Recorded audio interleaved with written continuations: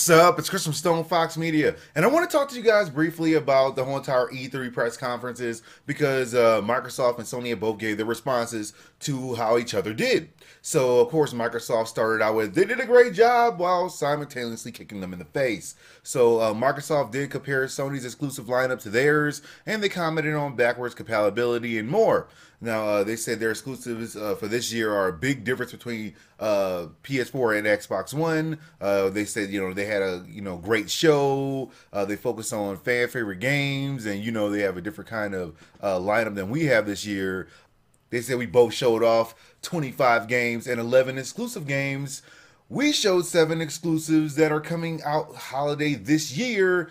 And from our count, we did not see any of their exclusive games confirmed for this year. I think that's a really big difference. Kick in the face. See?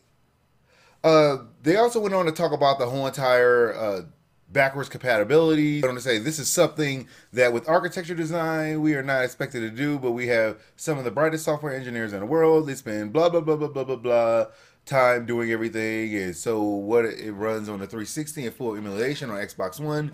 Games think that they are actually on an Xbox 360. That is brilliant for all sorts of reasons. It's awesome. Backwards compatibility rock socks. Now on Sony's end, they also started off the same way. PlayStation gave their opinions on Xbox One's backwards compatibility, and it's good that we're doing different things. He said, it's an entirely legitimate approach, and if you're seeing an upgrade with Xbox 360 owners to Xbox One, it's a very logical approach to take. We're taking a different path to our extent. You're investing in software and technology, which is, discovered through software and not through hardware. We're trying to commit our resources basically into the games in the future and things like that. We're going to be forward-looking, kick in the face, not looking backwards. And they said there's 2 different approaches. Unfortunately, there's not enough software engineers in the world to do everything for everyone. We have experience of backwards compatibility. The earliest PS3 model was backwards compatible with PS2, and it is much requested feature, but actually it is not so greatly used. On our balance, we are happy with our approach and do not wish to be defensive about it, but I say both the approaches are legitimate. So what they're saying is, we tried backwards compatibility, no one really used it. And so other people are actually agreeing with them out there. Forbes came out there and they made an article saying Xbox was backwards compatibility is exactly what's the wrong move for Microsoft.